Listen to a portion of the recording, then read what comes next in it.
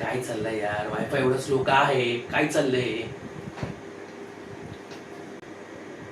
माझी मम्मी बोलते मला वायफाय स्लो नाही, तू स्लो आहेस. मम्मी प्लीज वायफाय रिस्टार्ट कर ना. किती वेळ झाला? मम्मी बोलते करते करते, थांब थोडा वेळ. मम्मी वायफाय राउटरला झाडूने फटके देते. मम्मी बोलते मला, आपण टीव्ही चालवतो ना, आपण थाप मारतो ना, तसंच आहे ना ते पण. अरे असं कोणी वायफायला मारतं का?